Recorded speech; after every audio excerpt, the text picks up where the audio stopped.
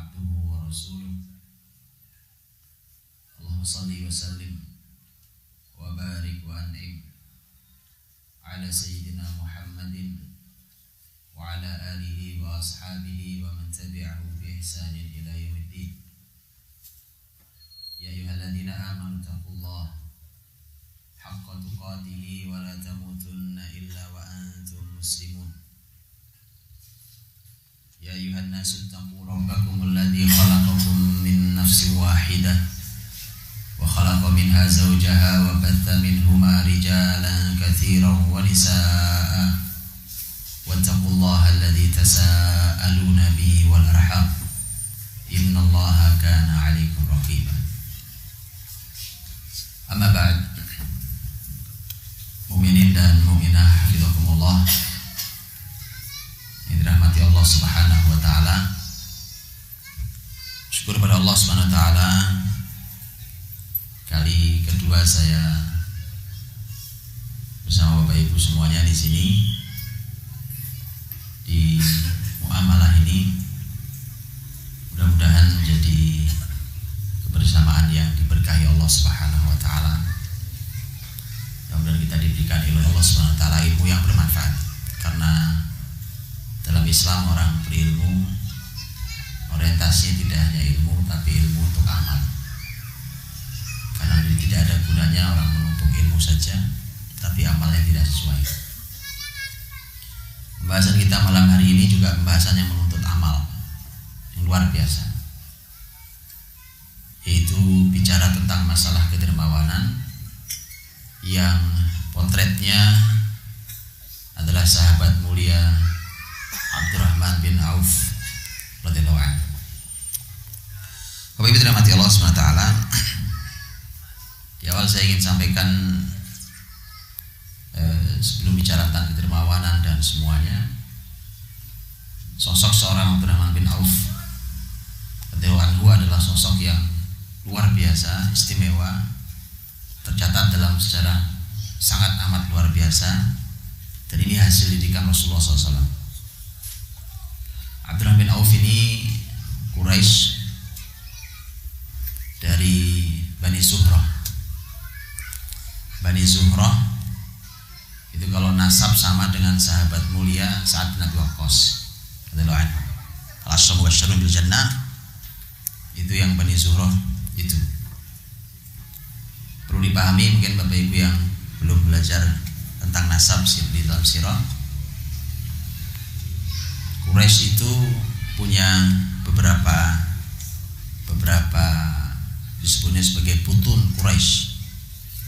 Jadi ada keluarga besar, semuanya Quraisy, tetapi mereka hadir dari keluarga besar yang berbeda-beda. Kalau kita lihat Khulafaur Rasyidin umpamanya, mereka semua Quraisy, tetapi mereka datang dari keluarga yang berbeda di Quraisy. Abu Bakar As-Siddiq radhiyallahu anhu umpamanya, beliau dari Bani Taim, makanya Abu Bakar At-Taimi. Umar bin Khattab dari Bani Adi, karenanya disebut Umar bin Khattab Al-Adawi. Utsman ini dari Bani Umayyah. Bani Umayyah karenanya Utsman bin Affan Al-Umawi. Ali bin Abi Thalib kita tahu dari Bani Hashim. Ini nasabnya sama dengan Rasulullah SAW, karenanya Ali bin Abi Thalib Al-Hashimi. Begitu seterusnya. Memahami sejarah dengan memahami keberadaan keluarga besar ini menjadi menarik. Mengapa menarik? Kita akan paham dengan sangat jelas siapa, apa, posisi orang seperti apa. Saya kasih contoh sebelum bicara Abdurrahman bin Auf. Ketika muslimin membaiat pertama kali khalifah mereka, yaitu Abu Bakar As-Siddiq radhiyallahu anhu, yang Abu Bakar itu Quraisy tetapi dari Bani Taim, dan Bani Taim itu adalah Quraisy yang paling lemah. Ini menjadi menarik. Ini luar biasa kajiannya, bahwa itu artinya muslimin memang mengangkat seseorang bukan masalah urusan sekedar nasab, Karena kalau bicara tentang masalah nasab, Abu Bakar bukan Quraisy yang kuat. Bani Taim bukan Quraisy yang kuat, yang luar biasa, tidak. Termasuk hitungannya yang lemah. Tapi ternyata justru yang memimpin seluruh muslimin itu adalah Abu Bakar As-Siddiq radhiyallahu anhu, karenanya pasti ada pertimbangan lain, dan kita semua paham itu. Bagaimana dengan Abdurrahman bin Auf radhiyallahu anhu? Abdurrahman bin Auf Az-Zuhri, Bani Zuhrah. Bani Zuhrah juga bukan merupakan Quraisy yang kuat. Ini juga menjadi menarik karena nanti Abdurrahman bin Auf punya posisi yang sangat menentukan di kepemimpinan Islam. Dan itu ternyata justru berasal dari Az-Zuhri, walaupun nanti belakangan begitu masuk ke wilayah Islam, kemudian Abdurrahman bin Auf menjadi orang dengan kiprah di agama, di sosial, sangat kuat, dan itu mengangkat Bani Zuhrah memang. Tapi aslinya di Quraisy, Bani Zuhrah bukan merupakan Quraisy yang kuat, yang tinggi. Quraisy kuat itu ya kalau kita lihat paling tidak ada 3 nama besar. Satu Bani Hashim, Al-Hashimi, Bani Hashim, Bani Makhzum. Bani Makhzum itu asalnya yang kita kenal musuh Nabi SAW yang luar biasa, yaitu Abu Jahal. Itu Bani Makhzum. Mengapa Bani Makhzum kenapa Abu Jahal sangat memusuhi Nabi? Itu karena dia merasa saya ini sama Muhammad sama sejajar. Kita ini keluarga besar Quraisy-nya sama-sama keluarga besar yang terhormat. Dia dari Bani Hashim, saya dari Bani Makhzum. Makanya dia menyebut dirinya sebagai kita ini Bani Makhzum, dan Bani Makhzum masyarakat Abu Jahal, keluarga besarnya, dan Bani Hashim itu seperti kafarosai rihan, seperti 2 kuda yang terus berlomba. Kadang kami yang menang, kadang dia yang menang, begitu seterusnya. Sampai ketika Muhammad ngaku jadi nabi, lah kami kalah. Kami ngaku jadi apa? Jadi pikirannya Abu Jahal pikirannya itu selalu hanya saingan keluarga. Jadi sebagai kita juga mengetahui bahwa kadang-kadang begitu, orang itu tidak suka Islam, kadang-kadang memang salah paham. Dipikirnya ini cuma ngaku nabi, dan urusannya cuma urusan saingan keluarga supaya menang. Nah, yang ketiga itu adalah Bani Umayyah, keluarga besarnya Utsman radhiyallahu anhu, atau juga dikenal dengan, nanti ada nasab juga disebut dengan Bani Abdi Syams Al-Absyami. Bani Abdi Syams Al-Absyami. Nah, ini dikenal dengan keluarga besar, jumlahnya banyak, kaya raya. Karena itu maka menjadi kuat. Adapun Bani Zuhrah, asalnya Abdurrahman bin Auf itu bukan di posisi tinggi-tinggi itu, Bani Zuhrah. Karena itulah ketika ada persaingan perekonomian, awalnya perekonomian itu memang dikendalikan oleh keluarga Bani Hashim dan Bani Muttalib. Tapi kemudian begitu tersaingi oleh Bani Abdi Syams, sekali lagi Bani Abdi Syams diantaranya lahir Utsman. Begitu Bani Abdi Syams naik, bahkan kemudian Bani Hashim dan Bani Muttalib mulai turun secara kemampuan perekonomiannya dibandingkan Bani Abdi Syams. Sejak itulah maka Bani Zuhrah, keluarga besar asalnya Abdurrahman bin Auf itu gabungnya ke Bani Abdi Syams. Mudah-mudahan antum nggak pusing. Supaya antum tahu belajar nasab itu penting sekali, Pak. Dan ini kita abaikan, terutama di masyarakat Indonesia yang ini juga kita abai. Padahal dengan mengetahui kekuatan masing-masing nasab, di situ orang tahu kebesarannya. Dan selalu ada pelajaran luar biasa. Intinya Abdurrahman bin Auf radhiyallahu anhu dengan keluarga besar Bani Zuhrah itu lebih dekat bergabung kepada Bani Abdi Syams karena masalahnya masalah perekonomian. Karenanya ketika kita deretkan nama istri Abdurrahman bin Auf, gitu ya. Kalau bicara tentang istri-istri para sahabat, karena Khulafaur Rasyidin umpamanya, atau 10 orang yang dijamin masuk surga umpamanya, termasuk di dalamnya adalah Khulafaur Rasyidin. Memang nanti jangan juga kaget ketika disebut berapa jumlah istrinya. Pertama, memang yang namanya syariat menikah lebih dari satu di zaman Nabi SAW biasa banget. Yang nggak biasa kan zaman kita rusuh aja ya kerjaannya kan, nggak selesai. Karena itulah maka kalau kita dihitung, Bang, jumlah istrinya Abdurrahman bin Auf itu 12 orang. 12 tentu tidak 12-12-nya, 12 haram hukumnya. 4 maksimal kan? Pasti mengerti antum, 4 itu. Kenapa sampai 12 totalnya? Yang jelas begitu dihitung beliau meninggal 12. Itu bukan akhir segalanya, karena ternyata dia punya ummahatul aulad. Ummahatul aulad itu aslinya budak. Dan kita tahu hukum dalam Islam perbudakan itu halal sah untuk tidak dinikahi, tapi begitu dia hamil maka sudah tidak boleh dijual. Begitu sang majikannya meninggal maka otomatis dia merdeka. Namanya itu ummul aulad namanya.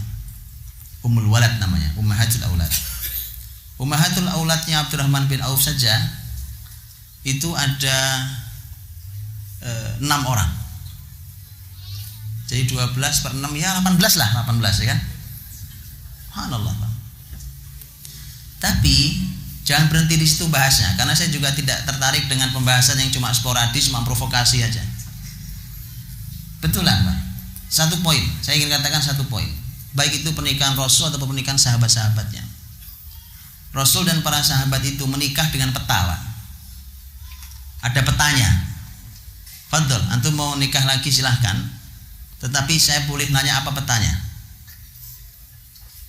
Para ulama membahas itu. Rasulullah SAW ketika menikahi istri-istri beliau semua jelas petanya. Bisa dipahami ya? Semua jelas petanya. Bukan jelas kasusnya. Jelas petanya. Silakan itu, sebut siapapun itu. Ya.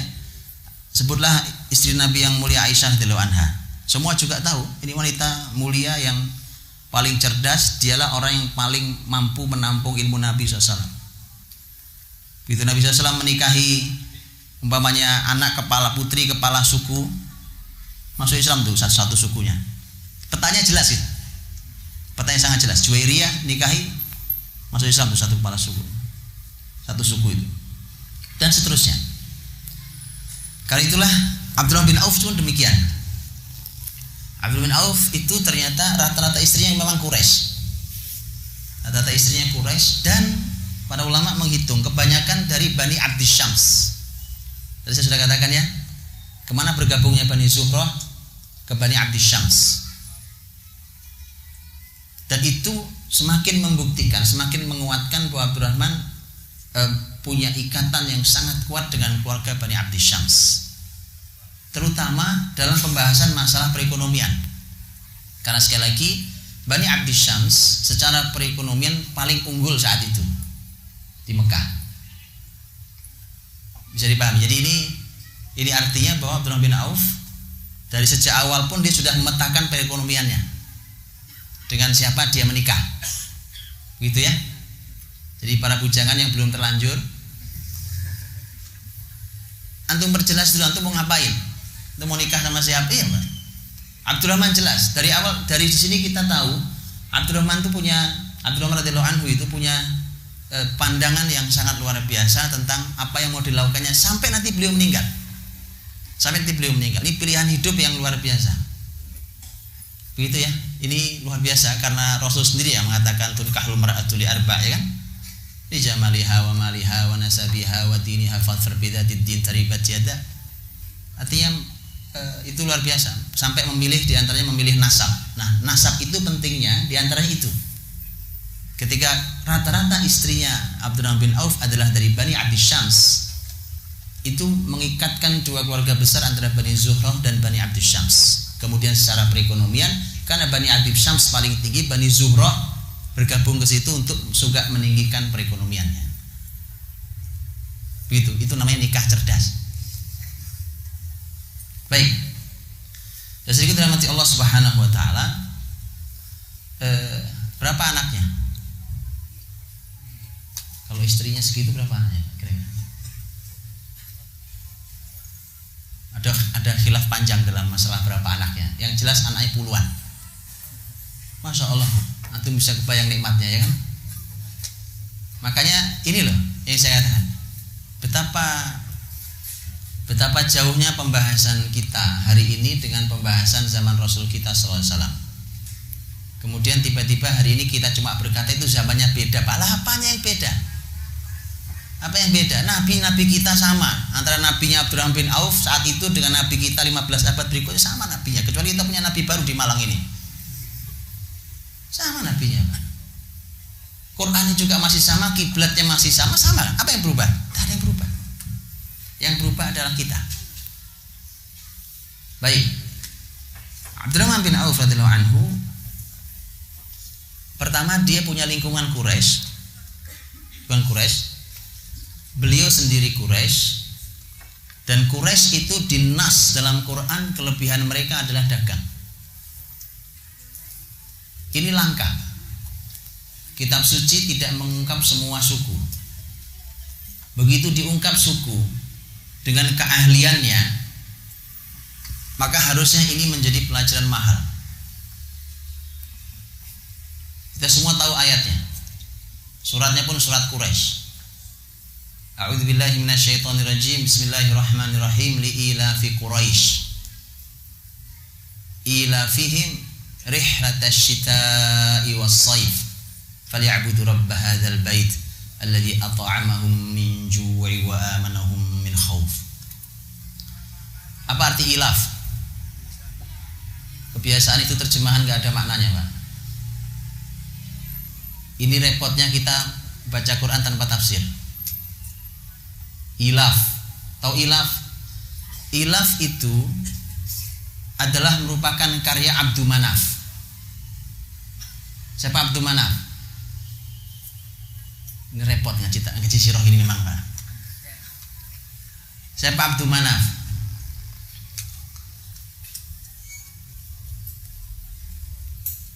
Baik. Abdul Manaf saat itu mencoba untuk membuat bagaimana caranya anak-anak keturunan dia, Quraisy di bawahnya itu, mereka bisa melakukan perdagangan di negeri manapun. Maka yang dia lakukan adalah ilaf. Jadi terjemahan kebiasaan gitu ya tidak salah, Pak. Cuma apa maknanya? Lihat kedalamannya.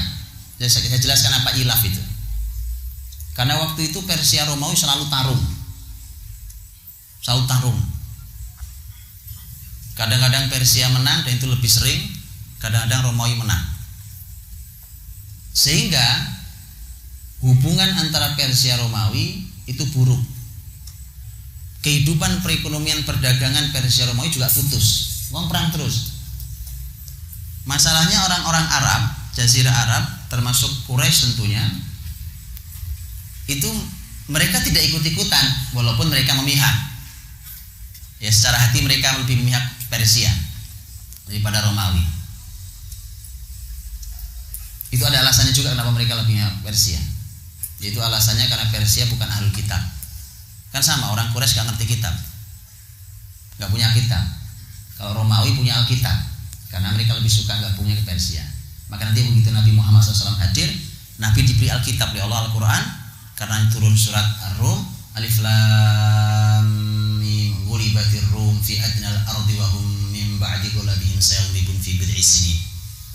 Itu pemberitahuan tentang Romawi akan menang lawan Persia, dan itu orang-orang Quraisy tidak pernah percaya pada Nabi Muhammad SAW, karena mereka jagonya Persia, Nabi Muhammad jagonya Romawi. Oh ya, ini di masa awal dakwah Nabi di Mekah. Kenapa? Karena Nabi lebih suka yang menang adalah yang punya kitab, karena Rasul punya kitab juga, walaupun berbeda ya kitabnya. Baik, jadi ilaf itu, saya ingin bicara Quraisy nih, untuk sampai pada titik Quraisy. Ilaf itu adalah upaya untuk mendekati pemimpin-pemimpin besar itu, supaya orang-orang Quraisy anak-anak Abdul Manaf diizinkan dagang di negeri-negeri itu. Kan begini, kalau umpamanya Quraisy diizinkan dagang di Persia, bisa jadi besok masuk Romawi tidak diizinkan, betul kan? Kamu nih jangan-jangan orangnya Persia, betul? Karena kan Persia Romawi tarung. Atau sebaliknya, masuk dia ke Romawi, besok Persia tidak akan izinkan masuk ke sana. Romawi itu membentang dari mulai negeri Syam, kalau ibu kotanya di arah utara Konstantinopel Turki hari ini, terus ke selatan Syam sampai ada sebelah baratnya Laut Merah, terus sampai ke arah Yaman, itu semua Romawi. Persia sebelah timur, Irak dengan pusatnya Iran, terus ke arah timur. Nah, posisinya di tengah itu Quraisy itu.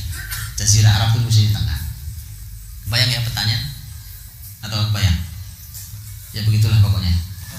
Quraisy di tengah itu, dia dikelilingi begitu.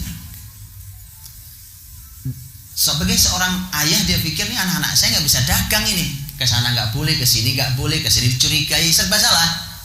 Makanya dia mencoba mendekati, dia datangi pemimpin besar Persia, pemimpin besar Romawi, pemimpin besar Habasyah, pemimpin besar Yaman, didatangi, pemimpin besar Irak, semua didatangi untuk bagaimana caranya supaya kak saya dan anak keturunan saya yang Quraisy diizinkan untuk dagang di sini kapanpun.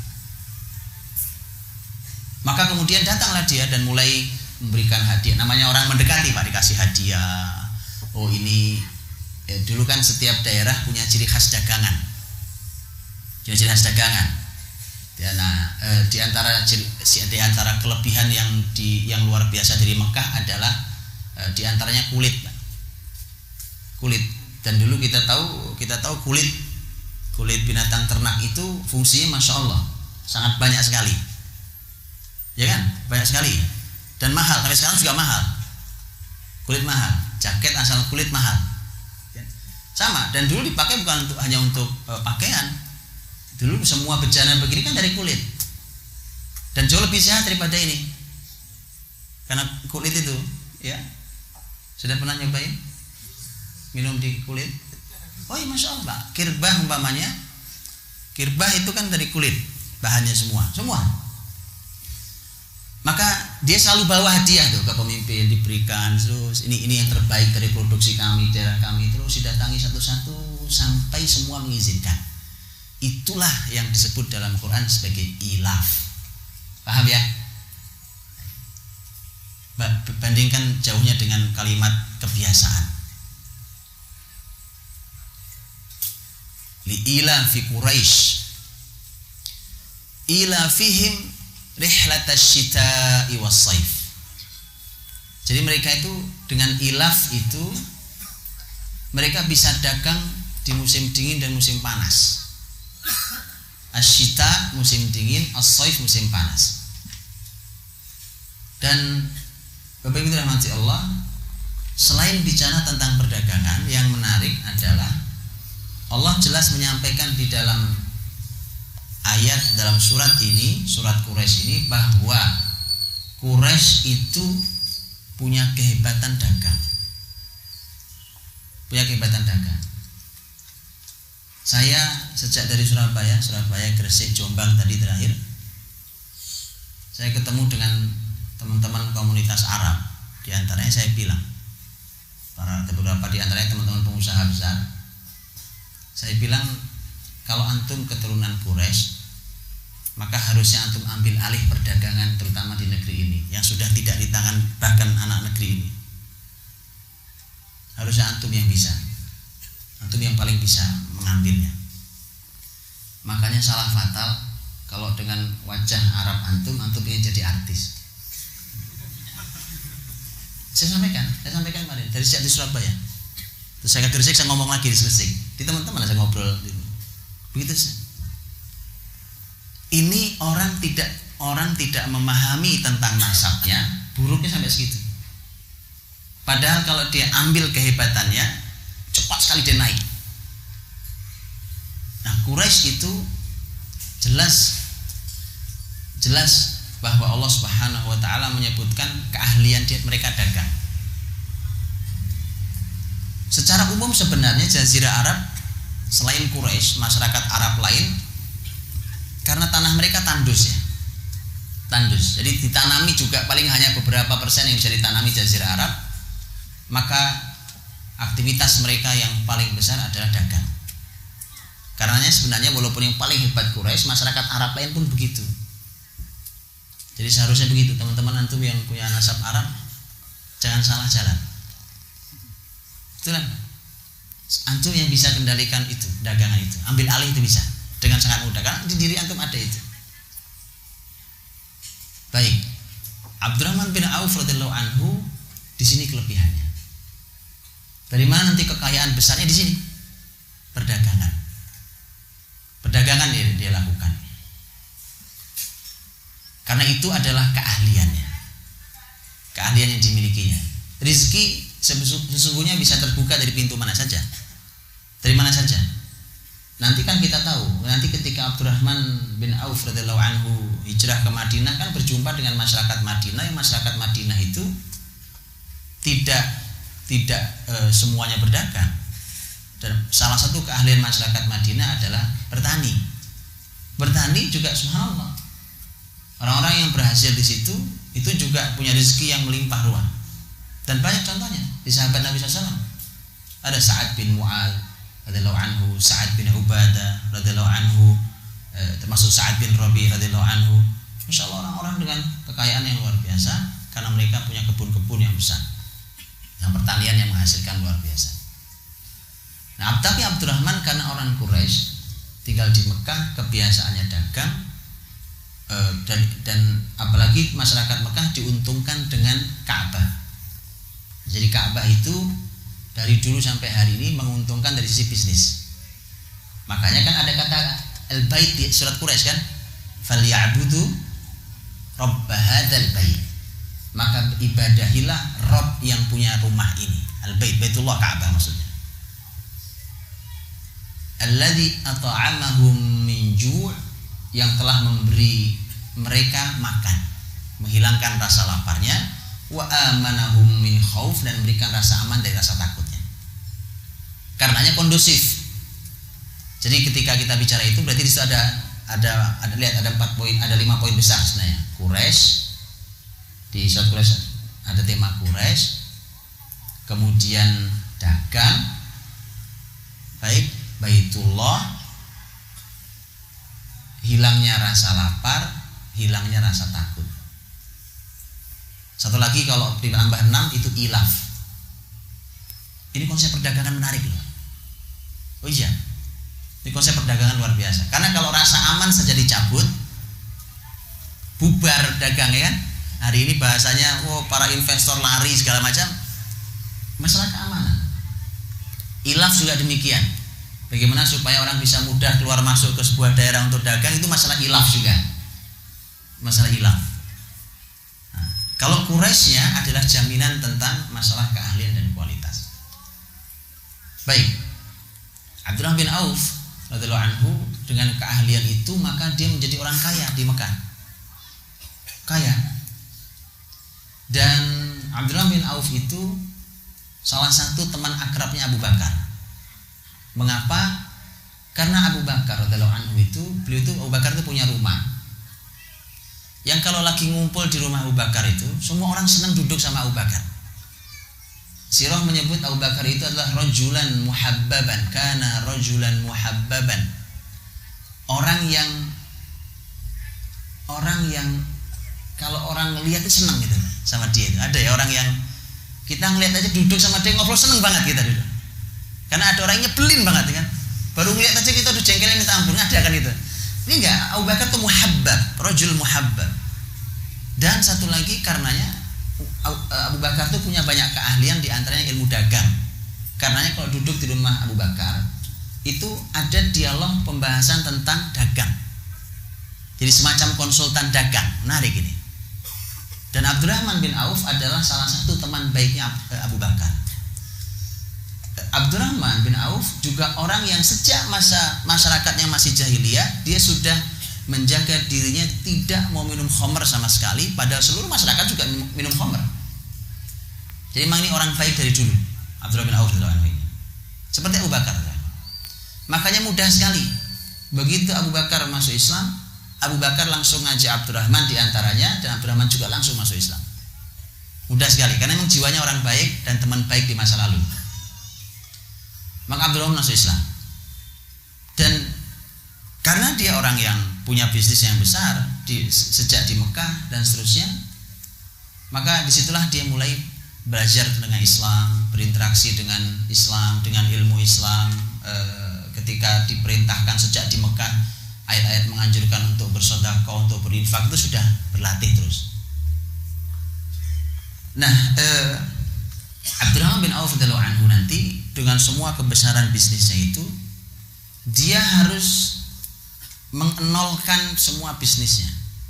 Jadi balik nol. Bisa dibayangkan ya? Ini hanya iman yang bisa bicara. Supaya kita tahu Abdurrahman itu bukan cuma bicara tentang kedermawanan. Jadi kalau hari ini kita bicara dengan judul kedermawanan yang apa tadi judulnya? Menaklukkan dunia, itu jangan cuma dibicarakan tentang kedermawanannya. Dia perlu iman yang tidak sederhana. Mengapa begitu hijrah? Abdurrahman bin Auf termasuk orang yang tidak bisa membawa hartanya. Karena sahabat ingin bawa hartanya, manfaat buat dakwah, tapi dihalangi oleh orang-orang Quraisy. Abdurrahman bin Auf berangkat hijrah ke Madinah hanya dengan baju yang nempel di badannya. Bisnisnya nol. Kembali ke titik paling bawah nol. Abdurrahman bin Auf. Tapi itulah iman. Iman itu, ketika iman itu bicara, orang bisa melakukan hal-hal yang di luar dugaan siapapun. Jadi orang bisa melakukan keajaiban-keajaiban itu dengan iman. Cobalah cari hari ini, ya kan? Coba cari hari ini. Orang punya bisnis besar, karena dia harus hijrah dalam Islam, dia rela nol. Tak mudah nyarinya. Tak mudah. Anggaplah sudah jelas-jelas haram yang dia jalankan, tapi mikirnya kan panjang kan? Gimana Ustaz, ini ada keringanan apa tidak di bab ini? Kan saya ini punya anak, ya kan? Anak saya sedang perlu biaya besar-besar lagi. Ya, kita paham itu. Artinya tidak, ini bukan sembarang orang yang rela meninggalkan hartanya dengan imannya untuk hijrah memenuhi panggilan Allah dan Rasul.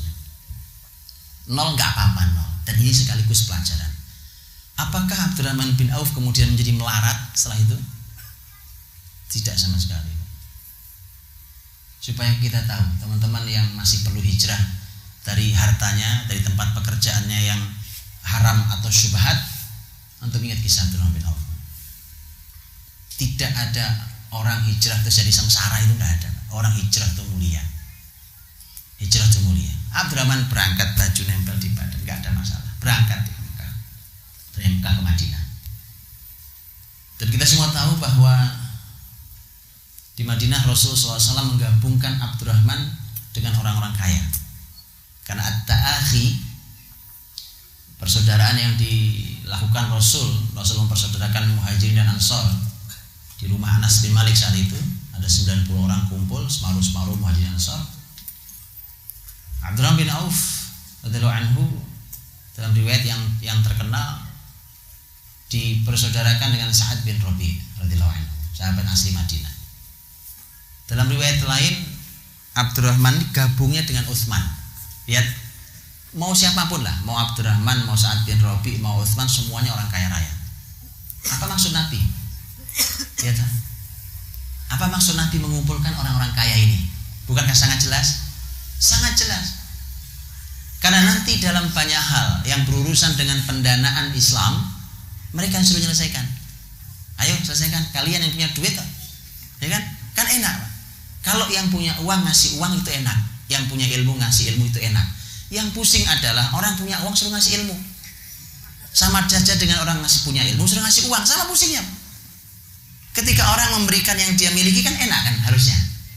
Pas, yang punya waktu ngasih waktu, yang punya tenaga ngasih tenaga. Itu dibagi oleh Nabi. Karena ini dikumpulkan ya. Sa'ad bin Rabi', Abdurrahman bin Auf, Utsman bin Affan. Dan nanti memang kendali perekonomian muslimin, banyak hal besar yang dihadapi oleh muslimin dari sisi perekonomian. Di antara penyelesai besarnya mereka bertiga ini. Dan kisah yang sangat kita tahu, ketika Nabi sudah persaudarakan kan sudah jelas. Sekarang Sahabat-sahabat asli Ansor, asli Madinah, mereka bertanggung jawab untuk mengurusi saudaranya yang dari Mekah. Jadi kalau sampai saudaranya dari Mekah umpamanya nggak makan kelaparan, itu yang disalahkan saudaranya dari Madinah. Punya saudara kok kelaparan.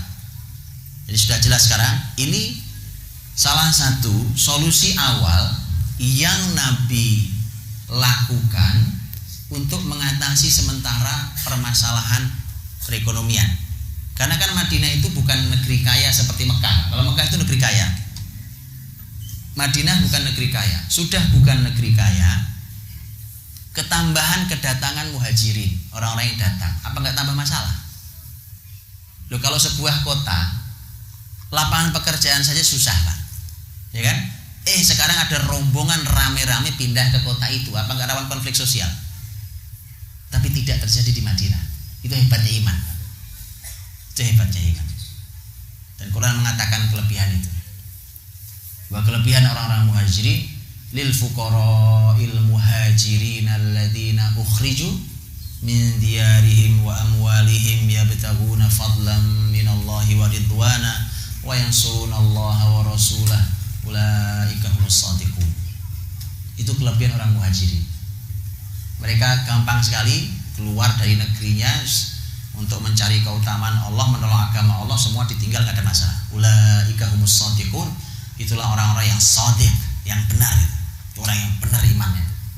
Adapun orang-orang Ansor dipuji di ayat selanjutnya, walladzina tabawwa'ud dara wal imana min qablihim yuhibbuna man hajara ilaihim wa la yajiduna fi sudurihim hajatan mimma utu wa yu'thiruna ala anfusihim walau kana bihim khasasah wa man yuqa syuhha nafsihi fa ulaika humul muflihun. Orang-orang yang menempati negeri, menempati iman, mereka mencintai saudaranya yang hijrah ke negeri mereka. Bukan berantem. Saya sampai hari ini di negeri ini, Pak, mohon maaf, mudah-mudahan tidak terjadi. Mudah-mudahan tidak terjadi. Itu kalau sebuah etnis pindah ke sebuah pulau atau sebuah tempat, itu nggak bisa nyatu loh dengan etnis tempat itu. Dan rawan konflik sosial. Kita dengar beberapa kali terjadi di negeri ini, mudah-mudahan tidak terjadi lagi. Kenapa? Karena memang nggak suka orang setempatnya, Pak. Kalau ini beda. Yuhibbuna man hajara ilaihim. Senang sekali ini saudaranya datang hijrah ke mereka, senang. Sini hijrah kemari. Wala yajiduna fi sudurihim hajatan mimma utu. Mereka dalam dirinya saat memberi itu nggak ada kepentingan apapun, ngasih aja. Sampai ithar. Wa yuthiruna ala anfusihim ithar. Ithar itu mementingkan saudaranya, lebih mementingkan saudaranya daripada dirinya sendiri untuk urusan dunia. Jadi antum aja duluan, saya nanti untuk urusan dunia. Yuthiruna ala anfusihim. Itu orang Madinah kelebihannya. Sampai hari ini. Jadi kehebatan orang Mekah tadi itu daripada Madinah itu dipadu oleh Nabi. Plek. Baik, klik padu jadi kekuatan besar yang menghentikan berbagai macam kekuatan Yahudi yang menjadi tetangga mereka di Madinah, menghentikan kekuatan besar Arab yang dipimpin oleh Quraisy, bahkan membuka jalan dan kemudian menutup Persia dan Romawi. Itu klik dua ini aja nih, dua ayat ini. Oke, muhajirin ini kelebihannya, Ansar ketemu klik. Nanti dari sisi keahlian juga menarik. Tadi orang muhajirin ahli di dagang ya. Ternyata orang Ansar punya kelebihan yang tidak dimiliki orang muhajirin, yaitu bertani. Itu keahlian penting. Karena muslimin kan tidak berhenti di padang pasir. Begitu muslimin menaklukkan Persia contohnya, Irak itu subur. Subur, penghasil luar biasa. Yaman juga demikian. Dan itu perlu orang Madinah. Orang Mekah gak ngerti. Orang Madinah itu orang ahli. Orang ahli dalam pertanian. Ya, kan orang pertanian ahli itu lihat buah itu, dilihat aja tahu berapa kilo. Itu sekian kilo tuh, Pak. Betul nggak? Iya, betul, tanya. Itu namanya kalau di bahasa Arab namanya khors. Korma gitu tuh. Orang lah kalau nunggu ditimbang kelamaan, Pak. Iya kan, turunin dulu baru ditimbang, terus kemudian ketahuan berapa, kelamaan. Keliling aja kebun. Tahu dia.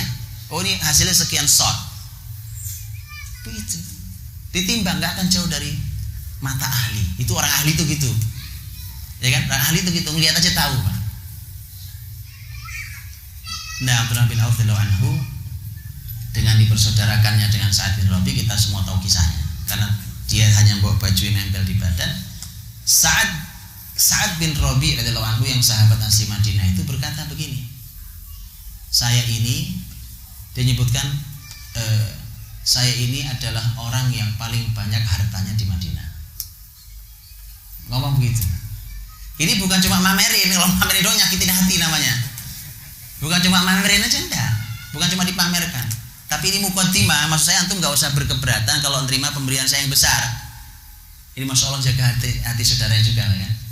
Kan kadang-kadang juga perasaan ya kan, masuk saya datang-datang repotin dia ya kan, repotin dia. Dia ingin sampaikan, saya ini orang kaya raya, gak usah khawatir. Antum saya kasih besar itu gak besar buat saya. Oke, tapi memang besar Pak. Besar. Antum bisa bayangkan, dia sampai katakan saya bagi 2 harta. Ada orang infak separuh harta begitu.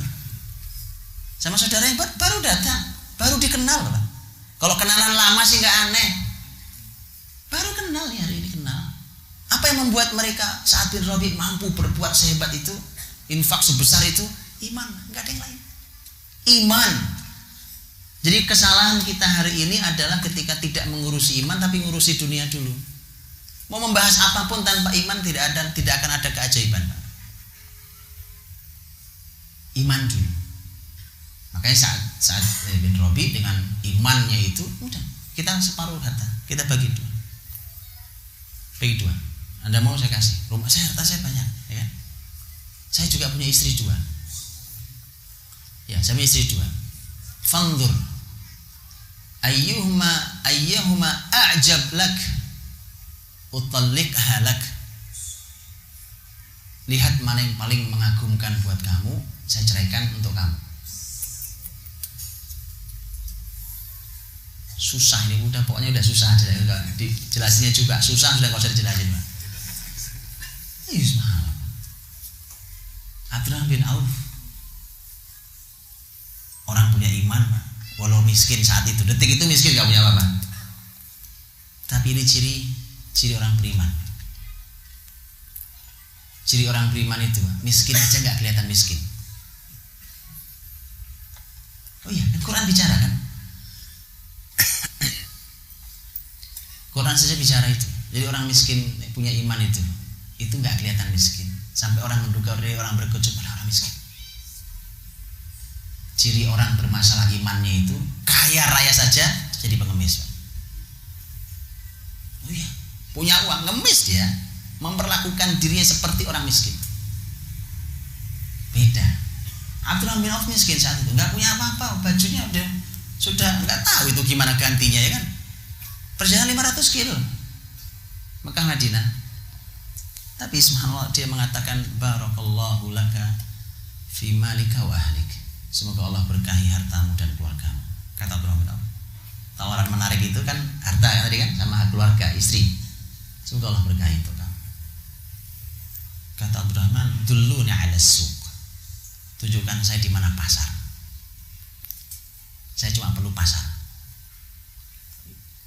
Itu teman-teman, ambil ini pelajaran. Antum kalau punya life skill, gak usah khawatir hidup di negeri manapun. Yang repot itu orang tinggal di negeri yang mudah nyari uang pun, tapi gak punya life skill. Kayak Abdurrahman bin Auf. Abdurrahman ahli dagang, bertahun-tahun ahli dagang. Tadi saya lupa sebutkan ya, usia Abdurrahman itu dengan Nabi terpaut hanya 10 tahun. 10 tahun lebih muda. 10 tahun. Jadi waktu Rasul jadi Nabi 40 tahun, usia Abdurrahman 30 tahun. Ya, supaya kita kebayang. Artinya orang dengan pengalaman, Masya Allah, orang juga secara usia sudah matang sejak di Mekah. Makanya Abdurrahman tahu, saya cuma perlu pasar. Tunjukin aja di mana pasar. Saya perlu pasar, tunjukkan. Ditunjukkan pasar. Pasar Yahudi Bani Koinuko. Karena memang itu pasar terbesar dan itu pasar yang paling dekat dengan lingkungan tempat tinggalnya para sahabat Nabi. Saya gambarkan sedikit Bapak Ibu dirahmati Allah SWT. Allahumma shalli ala Nabi.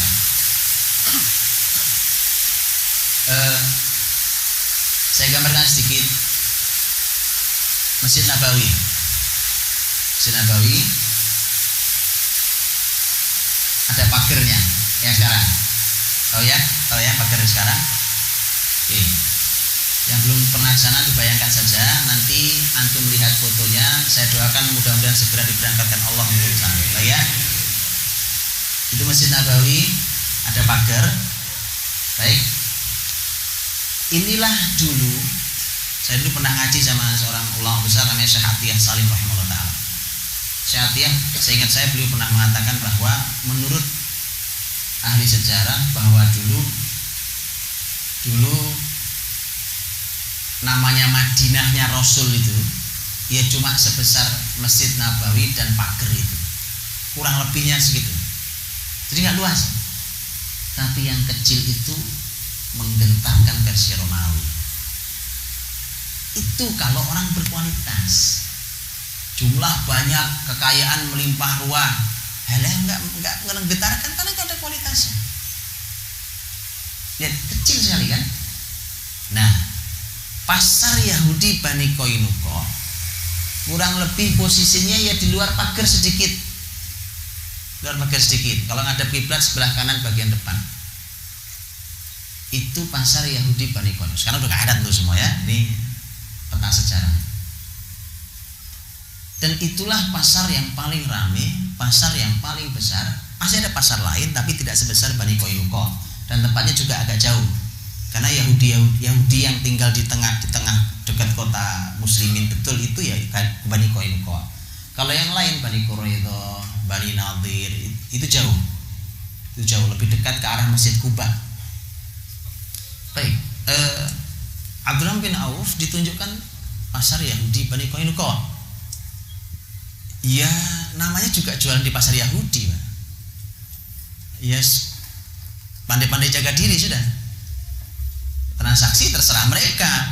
Mau pakai sistem riba, mau pakai sistem nipu, mau pakai sistem jebakan, mau pakai marketing ala apa terserah Yahudi. Ya kan, mau dia menimbun barang supaya harga naik karena permintaan tinggi barang yang enggak ada, itu udah kerjaan Yahudi. Itu gaya marketing Yahudi dari dulu di pasar Bani Yahudi Bani Koinuko. Masuk pertama ke pasar itulah Abdurrahman bin Auf radhiyallahu anhu. Hari pertama masuk, apa punya modal? Gak ada modal, dari mana bajunya tuh? Dia tidak mau ngambil harta Sa'ad bin Rabi yang ditawarkan. Ya udah masuk ke pasar. Terus bagaimana kalau gak punya modal? Gimana kalau gak punya modal? Caranya? Hah? Gimana Seth? Hutang lah. Persis, dia hanya menawarkan jasanya. Oh iya, kan ketika barang ini ada di sini, ada yang punya, kan saya tinggal bicara kan? Ini barang saya jualkan boleh? Apa ya? Nah tapi ini model semacam simsar. Simsar itu kayak calo ya. Maklar, hati-hati Pak, karena ini ada hukum syariah yang nggak boleh dilanggar ya. Maklar itu hati-hati. Para maklar hati-hati, mana yang halal, mana yang haram harus tahu. Ya, jangan cuma ikut pelatihan pengen kaya tapi nggak ada hukum syariatnya. Ini banyak pelatihan ngajari orang entrepreneur, diajari bahkan bisa punya harta banyak tanpa modal segala macam. Saya cuma minta silahkan ikuti, tapi Anda harus belajar fikih muamalah supaya tidak terjebak dalam transaksi yang haram. Begitulah. Hari itu Abdurrahman pulang punya keuntungan. As-samin wal akid. Jadi samin kan minyak ya, sama akid makanan. Baik. Masya Allah. Begitulah setiap hari dia terus ke pasar sampai punya modal. Saya cuma ingin sampaikan ke antum, teman-teman. Ini pelajaran mahal dari Abdurrahman. Modal itu jangan langsung mikir bank. Apa sulitnya Abdurrahman menerima dari saudaranya kan? Bahkan saudaranya bukan ngutang, saya kasih pun nggak apa-apa kok. Tapi namanya orang beriman tadi saya katakan, orang nggak punya saja kelihatan punya. Artinya berkecukupan, karena dia tidak pernah menjual kemiskinannya. Nah, jadi karena itu maka sahabat Mulia Abdurrahman bin Auf radhiyallahu anhu, beliau terus berdagang di situ, berdagang sampai punya modal. Nah, begitu dia punya modal, tentu langkahnya lebih cepat. Orang ahli ini, orang ahli pengalaman panjang. Ya, dulu dagangnya Abdurrahman itu sudah sampai ke negeri manapun. Dagangnya sudah berdagang internasional. Ekspor impornya sudah luar biasa. Begitu dia ketemu modal tadi. Jadi dia modal itu jangan mikir ngutang. Jangan langsung serta-merta mikir ngutang. Betulan nih teman-teman ya. Ya kan hari ini subhanallah, Pak. Konsep itu kalau tidak islami cuma kelihatan mentereng sebentar, habis itu susah untuk hidupnya. Maka jangan langsung berpikir Pak. Saya sering banget itu kalau ini ujungnya begitu, dari mana modalnya, orang bank datang ngomong. Jangan buru-buru itu. Coba pelajari hukum fikih muamalah, bagaimana cara mengumpulkan modal. Apa ada? Oh iya ada. Iya ada. Baik. Di saat itulah Abdurrahman mulai besar. Begitu besar, suatu pagi ketemu Nabi SAW. Nabi melihat Abdurrahman gak biasa. Maka Nabi nanya, Abdurrahman, pagi ini kamu klinis sekali ya, rapi, wangi sekali. Abdurrahman bin Auf yang ditanya tentu senyum-senyum ya, dan dia bilang, ya Rasulullah semalam saya nikah. Begitu jual beli jalan nikah. Lu antum kalau buka fikih itu lihat, buka fikih. Begitu selesai pembahasan fikhul ibadat sampai haji, kan rukun Islam, sampai haji masuk fikih muamalah. Bab pertama pasti kitabul buyu, bab jual beli. Selesai jual beli dengan semua bab subbabnya, masuk bab berikutnya, kitabun nikah. Paham ya? Ayo makanya anak-anak muda ini, Pak. Karena yang laki-laki tugasnya mencari nafkah, perintah Quran. Makanya itu jual beli. Abdurrahman jual beli sudah punya, ya kan? Beli emas ya. Beli emas jadi mahar. Makanya kata Abdurrahman, saya menikahi seorang wanita Ansor dengan mas kawinnya emas. Masya Allah itu, ya kan? Setelah itulah maka setelah Abdurrahman mengatakan itu, maka Rasul kemudian mengatakan aulim walau bisa. Itulah buat walimahnya Abdurrahman walaupun hanya dengan seekor kambing. Itu kalimat walau dengan seekor kambing itu memang masih mengesankan Abdurrahman duitnya belum terlalu banyak. Nah kalau berikutnya sih nggak begitu kalimatnya, ya kan? Walau dengan seekor kambing. Dulu satu ekor kambing harga 1 dinar. Atau bisa kurang lagi sedikit. Misalnya 1 dinar itu 1 ekor kambing.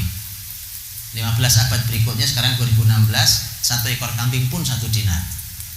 Ini uang yang anti inflasi.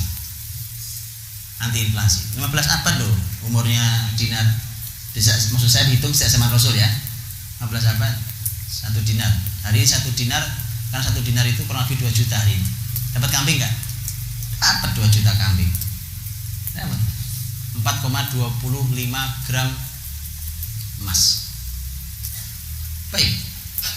Begitulah setelah itu terus berjalan. Rasul tidak lama setelah menata para sahabatnya, terus membangun masjid dan segala macam selesai, mempersaudarakan selesai, Nabi buat pasar muslimin. Siapa yang akan menjadi orang ahlinya? Di antaranya Abdurrahman. Ini luar biasa strategi Rasul itu. Makanya teman-teman Bapak Ibu dan mati Allah, mari kita berjuang, jangan sporadis. Pokoknya yang lagi seru ini, lagi geger ini semua ke sana, lagi ini semua ke sana. Jangan begitu. Ada penataan yang sangat jelas. Harus jelas penataannya. Jangan sporadis. Sporadis itu gampang sekali tebaknya. Gampang dimatikan oleh musuh Islam. Ya. Begitu Nabi buat pasar, siapa yang ahli? Itu. Selain ini lapangan pekerjaan, pasar lapangan pekerjaan. Orang-orang muhajirin yang hijrah dari Mekah yang memang keahliannya dagang, sekarang mereka dapat tempat sekaligus untuk menyelesaikan masalah ekonomi mereka, dan mereka tentu diharapkan untuk menyelesaikan ekonomi umat. Yang berikutnya mereka tentu akan menyelesaikan ekonomi musuh Islam. Maksud itu maksudnya. Sudah Nabi letakkan pasar itu berhadapan dengan pasar Yahudi Bani Qainuqa. Disebut dengan pasar Manakhoh, itu pasar muslimin. Ditaruhnya face to face gini, Pak. Berani panggil ini ya? Begitu memang, dan taruh di hadapannya Yahudi. Begitu diletak. Sekarang face to face kelihatan sekarang. Ayo kita sekarang taruhan sekarang ya. Kita bertaruh sekarang. Ini pasar muslimin dengan konsep syariah utuh. Karena kalau kita ini mau menerapkan syariah di pasar Yahudi nggak akan pernah utuh, Pak. Pasti nggak utuh. Oh, yang punya lapangan dia, kita main bola di lapangan orang. Yang punya lapangan bilang bubar.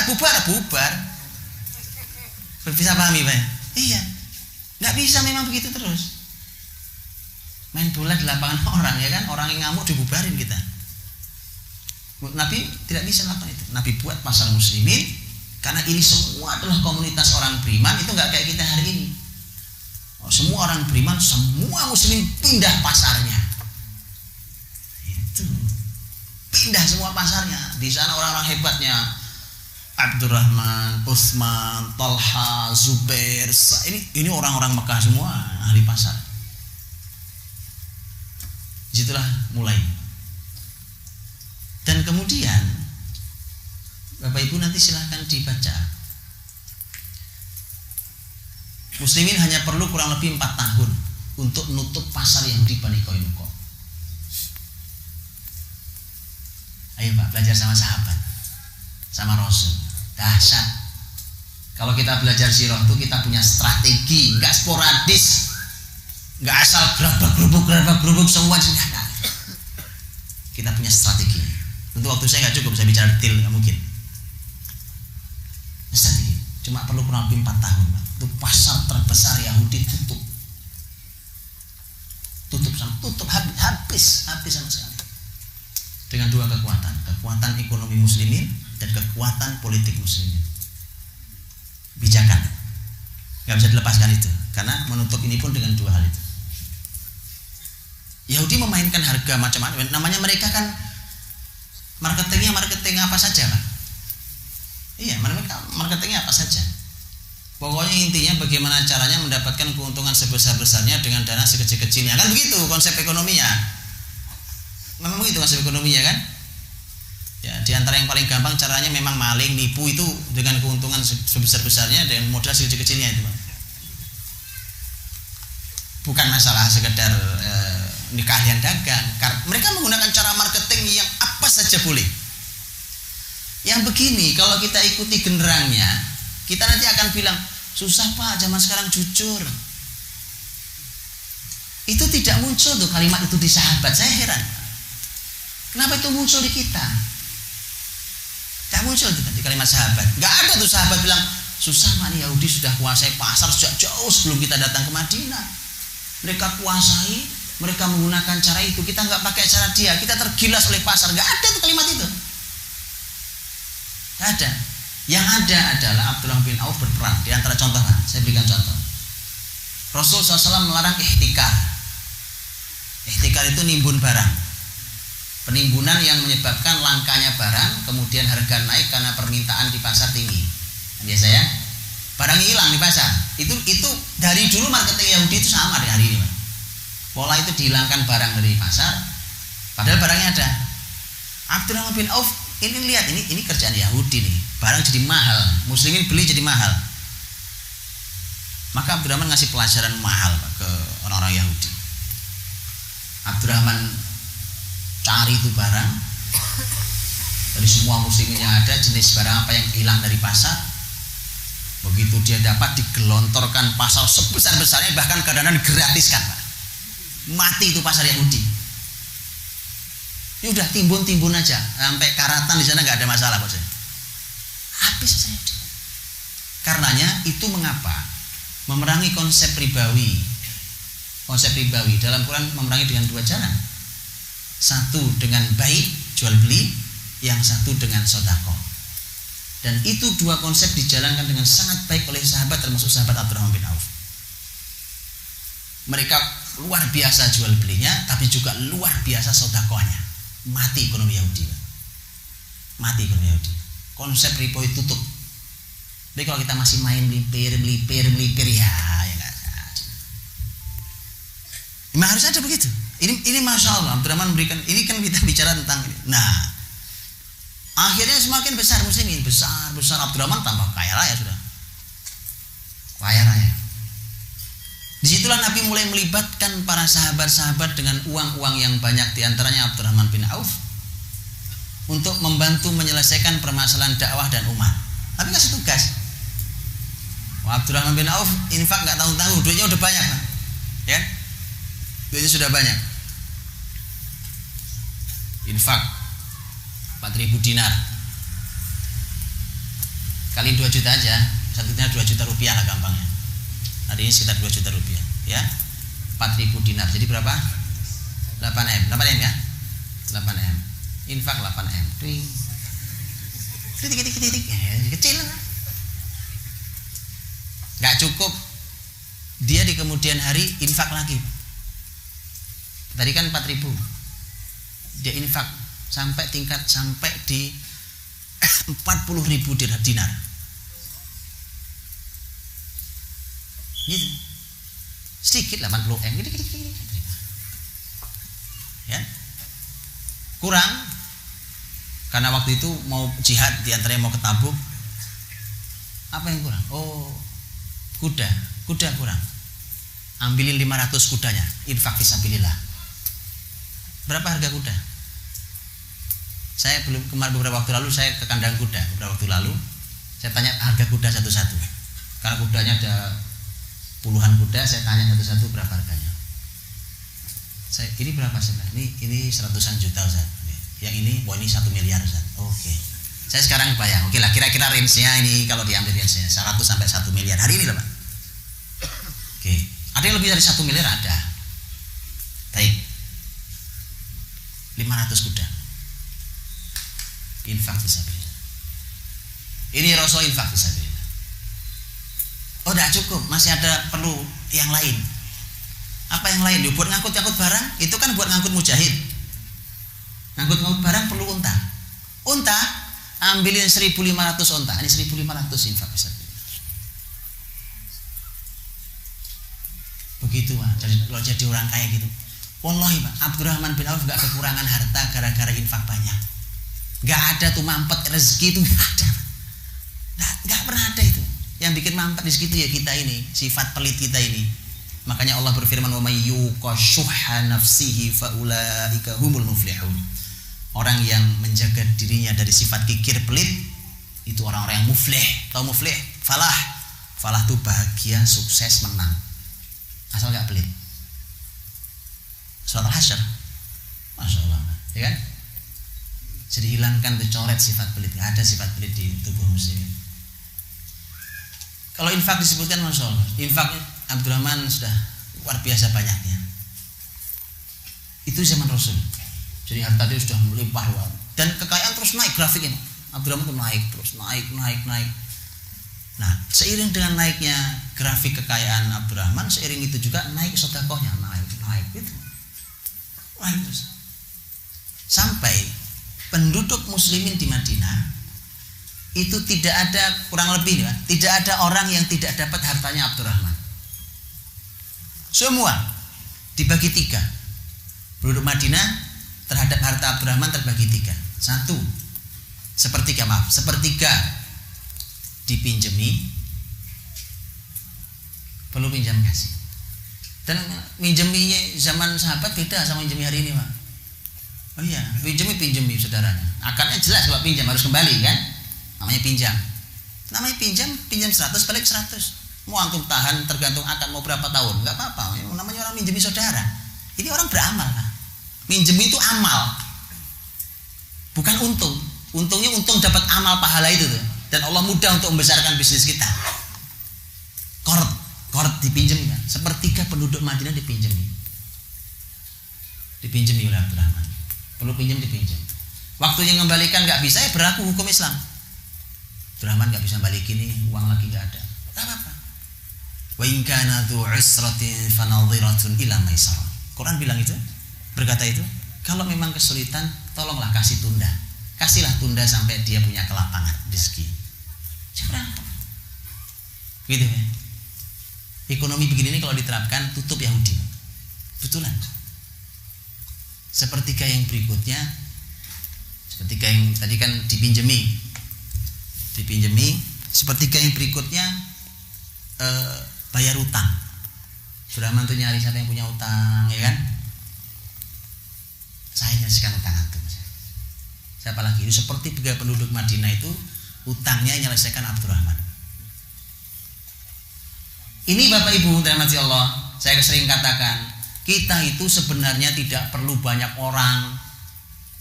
Kita hanya perlu orang berkualitas berapapun jumlah yang Allah berikan. Penduduk satu kota selesai hanya oleh satu orang, cukup. Tapi kualitasnya seperti Abdurrahman bin Auf. Ini orang banyak, ya kan? Masalah ekonomi, seminar mulu kerjaannya, ya kan? Diskusi nggak bisa, masalah nggak selesai. Kita hanya perlu satu orang, actionnya jelas. Dengan iman yang dia bawa, action jelas lapangan.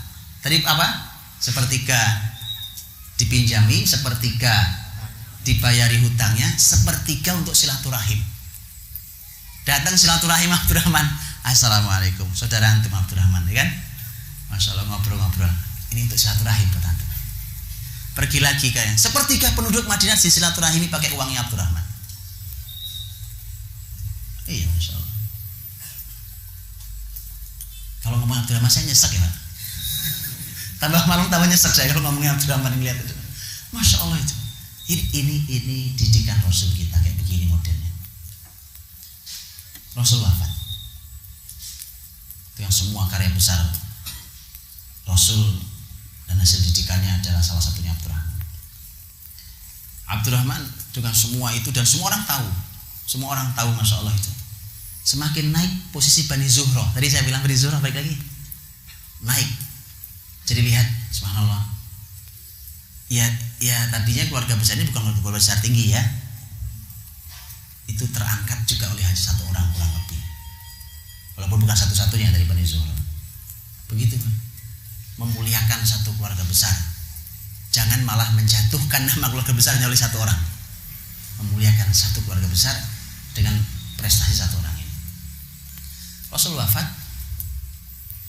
Abdurrahman melanjutkan amalnya, umur masih ada ya. Karena Abdurrahman bin Auf nanti meninggal tahun 32 Hijriah. Rasul wafat tahun 11 ya, tahun 11 Hijriah. Berarti Abdurrahman meninggal tahun 32 itu khalifahnya sudah Utsman adalah. Bahkan nanti yang mensolati juga yang mimpin Utsman. Langsung Utsman di Madinah dimakamkan di Baqi. Jadi nama makam beliau sekarang di Baqi. Kalau Bapak Ibu ziarah ke Baqi, itu salah satunya Abdurrahman. Ya.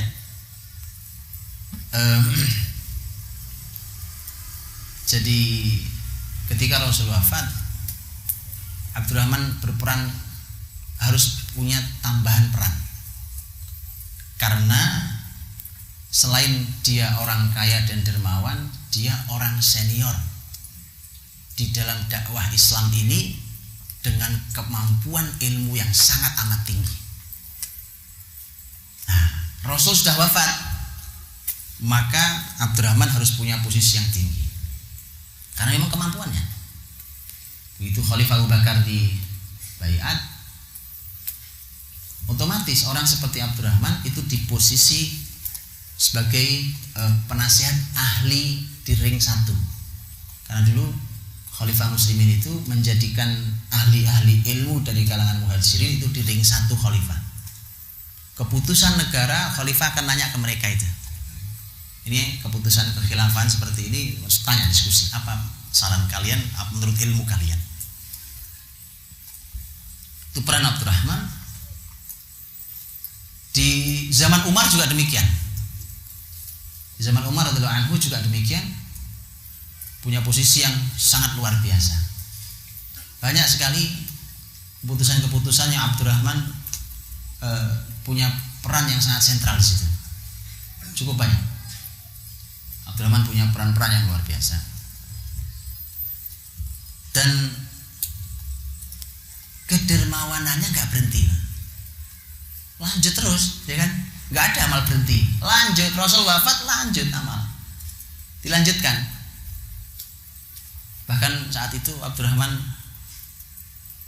mulai memikirkan para sahabat yang tersisa, Pak. Masya Allah, lihat, kan sudah banyak yang wafat ya, satu persatu wafat. Umur Abdurrahman agaknya panjang nih nampaknya, Masya Allah. Mudah-mudahan antum yang dermawan ini karena manfaat buat umat diberikan umur panjang, antum. Abdurrahman dikasih Allah umur panjang karena banyak urusan yang harus kamu selesaikan, gitu ya.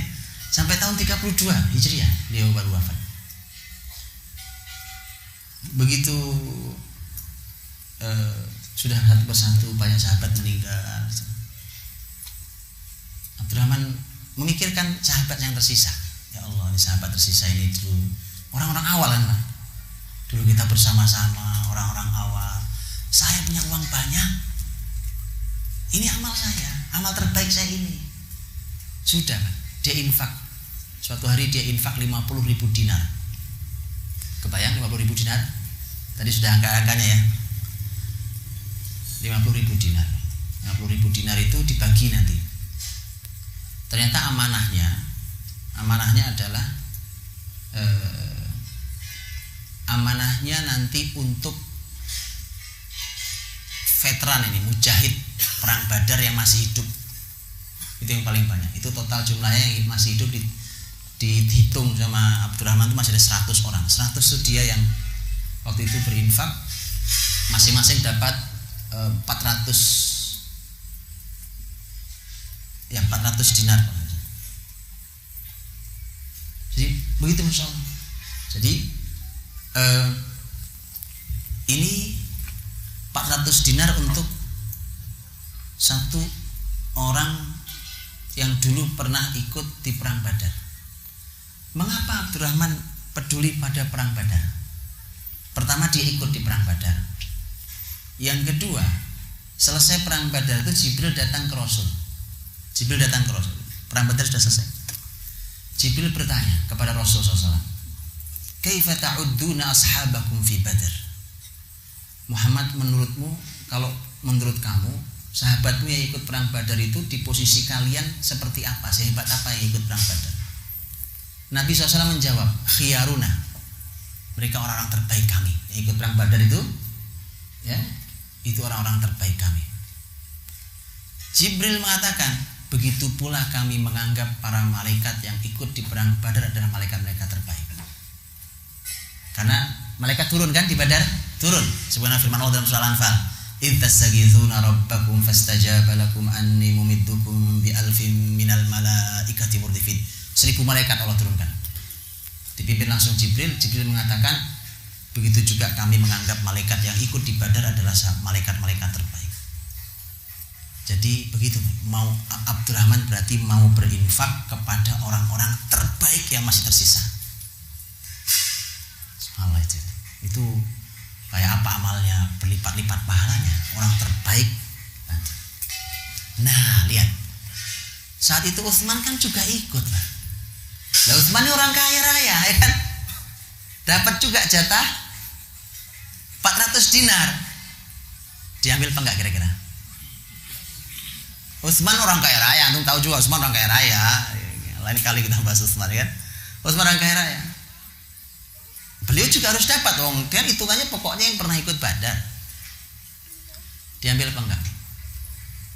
Diambil sama Utsman. Utsman enggak perlu 400 dinar itu. Utsman mengatakan, saya ingin merasakan barokahnya harta Abdurrahman bin Auf. Pokoknya sahabat itu ajaib semua, Pak. Itu iman. Dan itu bisa diulangi. Kalau tidak bisa diulangi berarti Quran salah.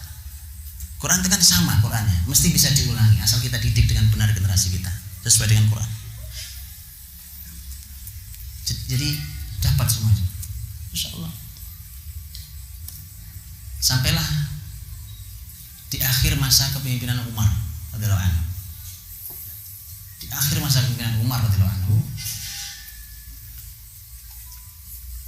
Umar khutbah di masjid. Kata Umar, kalau aku meninggal, penggantiku aku serahkan pada 6 orang. Ya, Kita semua tahu waktu itu yang tersisa masih hidup setelah Umar sebenarnya ada 7 sebenarnya.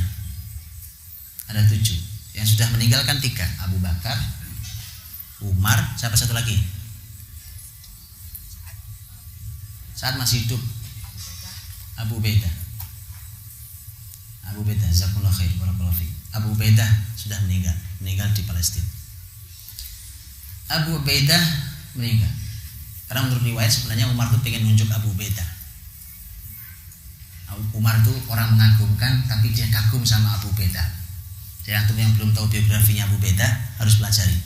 Umar tuh orang mengagumkan, tapi Umar kagum banget sama Abu Ubaidah. Sampai Umar tuh kalau berhayal gitu, kan Umar pernah bicara ke beberapa sahabat, kata Umar, yuk kita berhayal yuk gitu ya. Ini lihat tuh, sahabat aja ngajak berhayal, yuk kita berhayal. Karena kenapa berhayal? Karena nggak ada buktinya kan.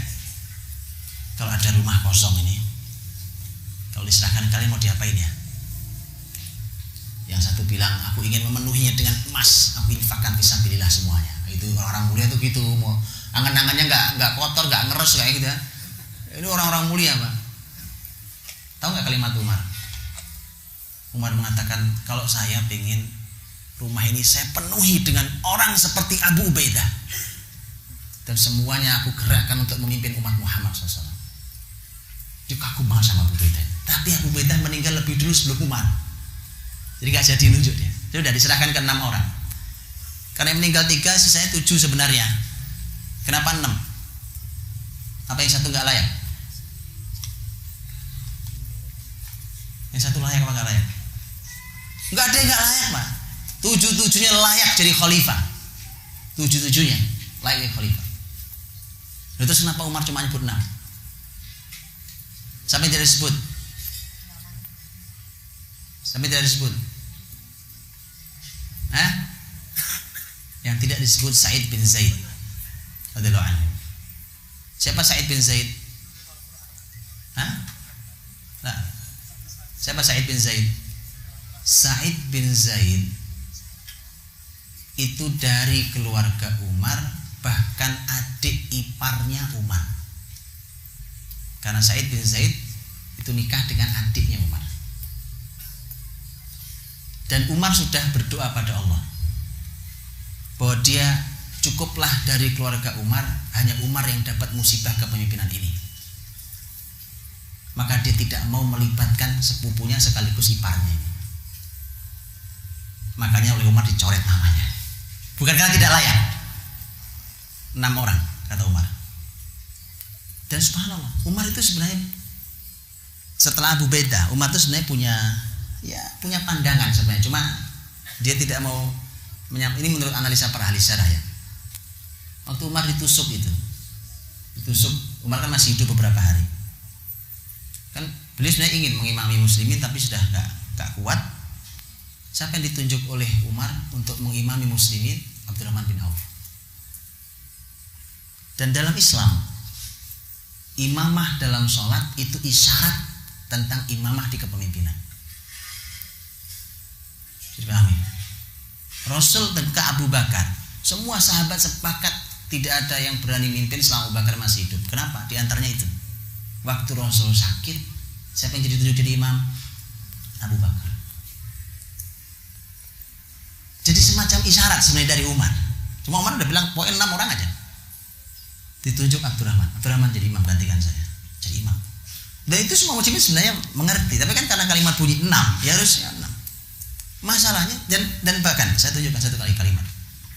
Kata Abu Bakar, kata Umar, ini 6 nih Pak. 6 nih masalahnya genep, enggak ganjil. Kalau poinnya 3 repot ini. Betul kan? Kita suka-suka kalau memilih sesuatu itu ganjil. Tadi tujuannya supaya tidak imbang, draw, ya kan? Tapi Umar punya cara. Kalau 3 draw, Umar tuh ngasih kaidah loh Pak. Rapat tuh ada kaidahnya. Kalau 3 draw, maka yang harus kalian baiat adalah orang yang ditunjuk Abdurrahman. Ini enggak orang sembarang ya. Jadi Abdurrahman tuh menentukan sebenarnya Pak.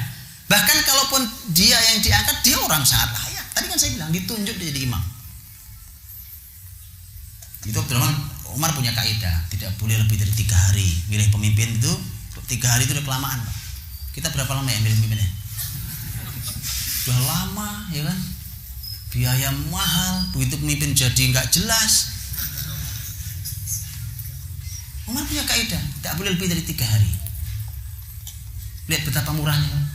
Yang rapat ya cuma 6 orang, yang dipilih 1 dari 6 orang. Ini orang terbaik yang ada. Masa kita nggak bisa milih orang terbaik, Pak? Bisa lah, bisa ya kan? Iya. Abdurrahman 3 hari gitu ya. Ada kaidah lain. Bahkan Umar meminta untuk dikawal pasukan. Jadi waktu mereka 6 orang rapat tuh Umar minta ada kawalan pasukan yang itu tidak boleh berhenti itu kawalan pasukan sampai 3 hari. Begitu pentingnya kepemimpinan. Jangan diganggu, mereka lagi rapat lagi biarkan. Nah, itu rapatnya itu masalahnya kan gini, Pak. Dari 6 orang itu siapa yang mau mulai rapat ya? Oh, semua punya peluang kok. Ya. Siapa yang mau mulai kita? Abdurrahman berkata, demi Allah, kalau ada pisau nusuk di leher saya tembus sebelah sini, itu lebih aku sukai daripada aku menjadi pemimpin begini. Abdurrahman sudah menyatakan saya nggak mau ambil. Jadi biarkan saya sekarang yang mengambil alih rapat ini. Oh iya, saya sudah nggak mau saya. Baik. Abdurrahman orang berilmu. Jadi Abdurrahman sudah nggak mau. Abdurrahman. Mulailah ditanya. Yang tidak di tempat Tolha radhiyallahu anhu tidak sedang di Madinah. Jadi nggak bisa diajak rapat ke Madinah. Jadi sebenarnya rapat itu cuma 5. Dari 6 itu 5. Sudah. Zubair menyerahkan suaranya dan sesampai mengerucut hanya tinggal 2. Ali dan Utsman radhiyallahu anhum ajmain. Abdurrahman nanya ke orang-orang pintar lain, para sahabat yang mulia, orang-orang ahli ilmu ditanya.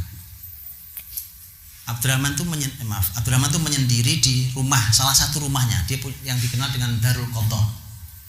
Jadi Abdurrahman tuh punya beberapa orang kaya raya, rumahnya banyak di Madinah, rumahnya banyak banget. Ada salah satu rumahnya Abdurrahman itu rumahnya 3 lantai, dikasih kubah 3 gitu. Wede sama itu kan. Itu bukan satu-satunya rumah, rumahnya banyak. Dan Abdurrahman gampang banget Pak ngasih rumah. Dia punya rumah di sini gitu. Sampai ada nama rumah namanya Dar Mulaika. Dar Mulaika. Kenapa dinamakan begitu? Karena rumah itu punya Abdurrahman dikasih ke sahabat wanita Mulaika itu. Jadi begitu, nanti ini dikasih ke orang gitu Pak ya. Jadi yang rumahnya banyak kasihin aja Pak. Wallah Pak. Ini contoh Abdurrahman loh, ngaji Abdurrahman ngapain kita ngalamin ngaji kalau nggak dipraktekin ya? Betul ya? Ya Allah, nggak hilang pakaian antum, nggak hilang. Barokah bertambah. Abdurrahman punya rumah banyak, dikasih. Ini kasih ke sana, ini kasih ke sana. Abdurrahman Darul Qadha itu salah satu rumahnya. Disitulah dia menyendirinya. Jadi menyendiri itu maksud saya ketika ada dia sedang memikirkan untuk siapa orang yang tepat untuk ini, menganalisa itu di situ. Dia minta menyendiri di situ, dikawal kan pasukan. Jadi dia kumpulkan data, dia tanya, cari informasi semua, dipanggil lah dimulai dari 5 orang itu tentu.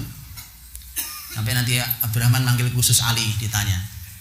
Manggil khusus, bagaimana kalau kamu saya tunjuk? Ali menyampaikan dia pendapatnya. Kemudian panggil lagi Utsman. Gimana kalau kamu saya tunjuk? Ali ditanya, menurutmu Utsman bagaimana? Utsman ditanya, menurutmu Ali gimana? Orang cerdas Pak Abdurrahman. Karena Abdurrahman begitu sudah mengumpulkan data dari orang-orang luar biasa di Madinah, orang tidak bergeser dari 2 nama, Utsman dan Ali. Nah, sudah, kerucutkan 2 nama. Sudah, itu keputusannya di tangan Abdurrahman. Jadi khalifah itu Abdurrahman, kemudian sudah dapat jawabannya kan 3 hari. Jawabannya Masjid Nabawi, Abdurrahman mengumumkan, hasilnya disampaikan bahwa masyarakat tidak bergeser dari 2 nama ini. Utsman dan Ali. Kemudian Abdurrahman menyampaikan beberapa hal, kemudian Abdurrahman mengatakan bahwa saya berbaiat pada Utsman bin Affan radhiyallahu anhu. Sah, karena Umar mengatakan ya memang 6 orang ini yang berhak, sudah dia yang milih, dia yang dipilih, ya. Dan kita tahu, subhanallah, Utsman radhiyallahu anhu dengan kepemimpinan tidak salah pilih Abu Abdurrahman. Baik, dirahmati Allah. Jadi ini peran-peran yang sangat besar dan luar biasa. Saya mau sampaikan terakhir, Pak, terakhir. Sudah lewat jam 9. Abdurrahman bin Auf ini orang kaya yang punya iman. Karena punya iman itulah dia takut karena kaya. Jadi takut karena saking kayanya dia itu ditakut, Pak. Takut sekali dia. Dan ketakutannya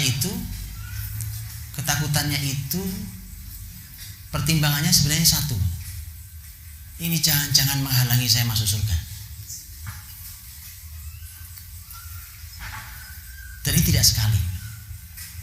Abdurrahman takut gini enggak sekali. Suatu hari beliau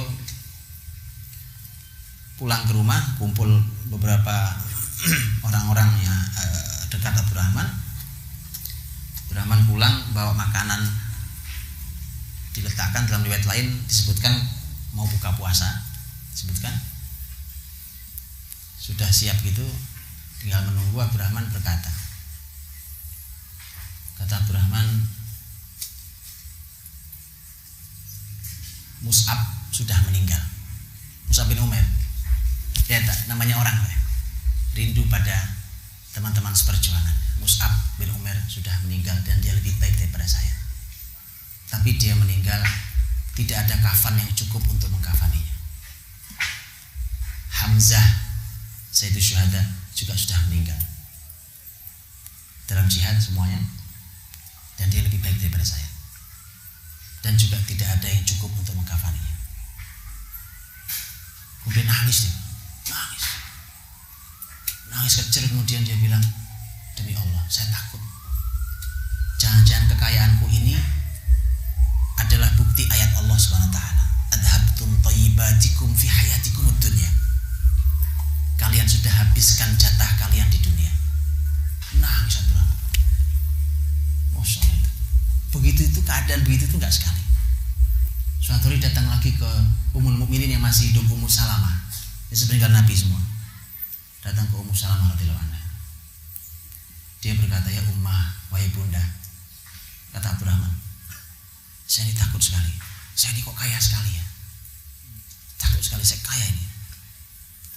Saya takut ini memperlambat saya masuk surga, menghalangi masuk surga. Jawaban Ummu Salamah adalah simpel. Anfik ya bunaya, infakkan hartamu. Makanya infaknya Abdurrahman itu udah nggak karu-karuan banyaknya, kan. Menjelang wafat,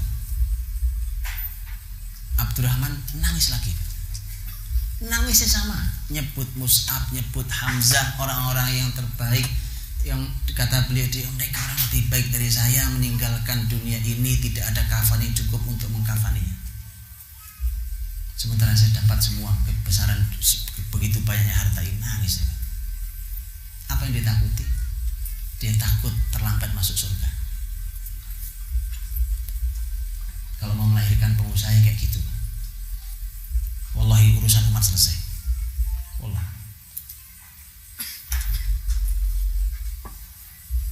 Abdurrahman meninggalkan warisan. Harta udah diinfakkan kayak gitu banyaknya, Pak. Ya Allah, tuh peninggalannya masih banyak sekali. Itu kenapa Abdurrahman bilang saking mudahnya didapat uang itu. Saya itu balik batu aja nemu emas. Kalimat Abdurrahman, ilustrasi dia sampaikan, begitu gampangnya saya dapat uang, batu saya angkat nemu emas. Jadi peninggalan masih sangat banyak nih. Di antara ini saya sebutkan satu saja. Ada beberapa perbedaan riwayat, tetapi saya sebutkan salah satu riwayat. Ini bukan yang terbesar karena riwayat ada beberapa perbedaan pendapat. Saya ambil yang anggaplah yang tengah. Saat Abdurrahman meninggal, beliau meninggalkan 4 istri. ada 4 istri. Dalam Islam namanya istri karena ada anak, istri dapatnya 1/8 dari warisan karena ada anak. Dan ternyata masing-masing istri itu dapat 80.000 dinar. Dan istri belum 1/8, 1/8 itu 4.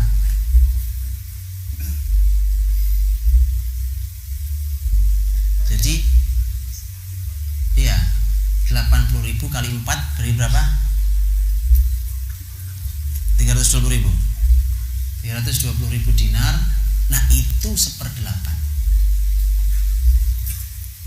Itu 1/8 dari harta warisan. Hitung sendiri aja ya. 320.000 dinar. Itu karena total istri 4 itu kan dapat 1/8 dibagi berapapun jumlah istri. Jadi masya Allah, pelajaran luar biasa.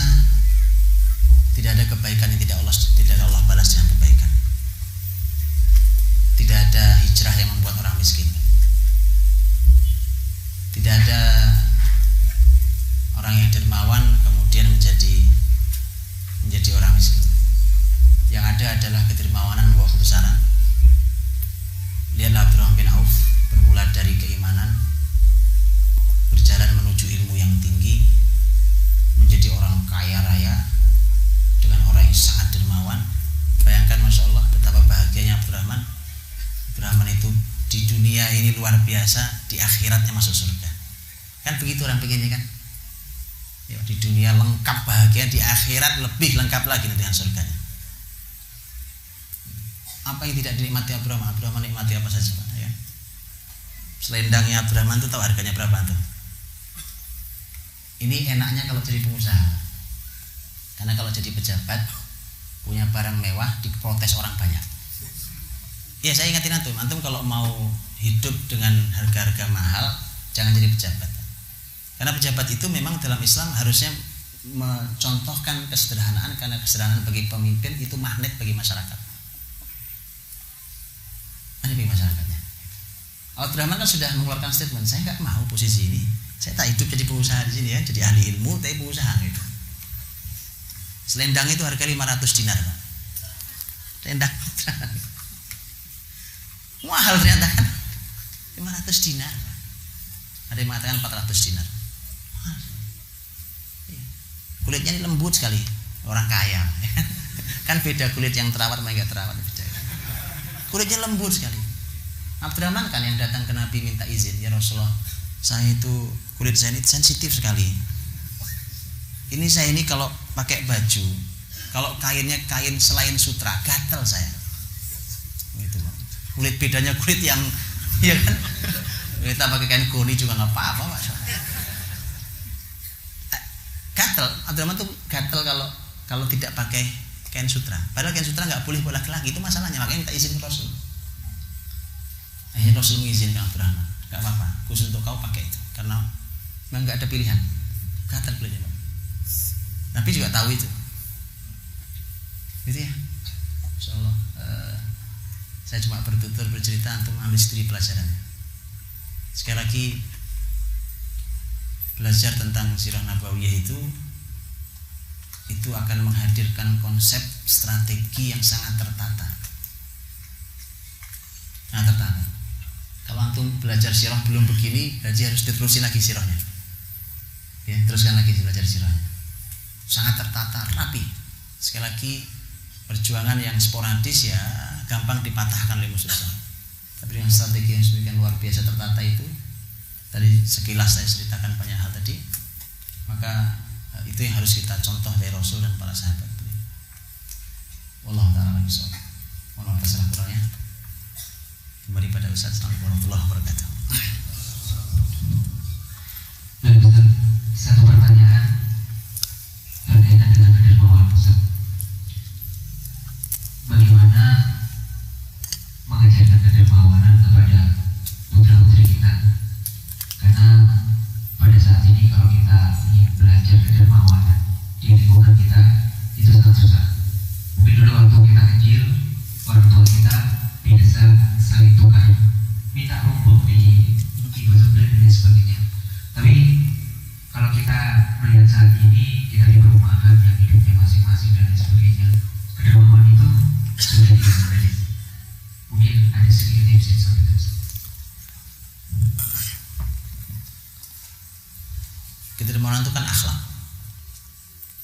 Innamal akhlaqu bitakhalluq. Akhlak itu dengan latihan. Tidak bisa kita seperti Abdurrahman yang seperti itu kecuali latihan dulu. Makanya anak-anak kita kalau mau dididik jadi orang dermawan, namanya pendidikan itu kunci pertama dan utama itu keteladanan. Nah kalau bapak ibunya pelit, bagaimana anaknya mau dermawan? Jadi kita yang ngajarin. Anak-anak itu suka merekam kalimat kita yang kita suka nggak sadar, itu dinilai oleh anak dan ditiru. Ya kan? Kadang-kadang itu anak dengar. Ada tetangga datang ketok pintu, ibunya teriak atau bapaknya teriak dari dalam, itu paling jembut, bilang aja nggak ada orang. Itu anak ngerekam loh Pak. Oh begini ya caranya, itu ngerekam. Rasul SAW ini harus diajarkan ke anak. Ini harus diberikan keteladanan. Rasul SAW ini kalimat para sahabat. Rasul itu kalau dimintai tolong oleh seseorang, Nabi tidak pernah berkata saya tidak punya, walau beliau tidak punya. Kalau beliau punya, beliau kasih. Kalau beliau tidak punya, beliau carikan solusi di tempat lain. Itu Rasul. Itu Rasul SAW. Dan Rasul disebut sebagai orang yang paling dermawan. Dan itu keteladanan. Kalau itu sering disaksikan anak kita, oh itu jauh lebih mahal daripada ceramah berhari-hari. Keteladanan satu. Yang kedua, anak ini memang harus dilatih dari mulai ngasih paling kecil, dilatih anak ini. Makanya kalau anak kita ajari nabung, anak itu ada ajarin nabung ya, itu bagus, mulia. Ajari nabung, coba bicarakan tentang tabungannya, bahwa ini tabunganmu nih, coba pikirkan sekian persennya untuk membantu teman-teman saudara saya tidak mampu. Itu pikirkan itu gitu. Ya. Nah itu dalam rangka innamal akhlaq bitakhalluq. Akhlak itu dengan cara berlatih. Tentu dermawan itu lawannya ngemis, Pak. Ngemis, minta-minta. Nah, itu harus dihindari. Karena itu lawannya kan. Gampang banget minta. Gampang banget dikit-dikit minta temannya tidak boleh dibiasakan. Kalau enggak bagaimana mau dermawan? Orang punya orang aja diminta sama dia. Nah, itu harus dilatih. Wallahu a'lam bishawab. Mudah-mudahan sebagian ini bisa memberikan pelajaran.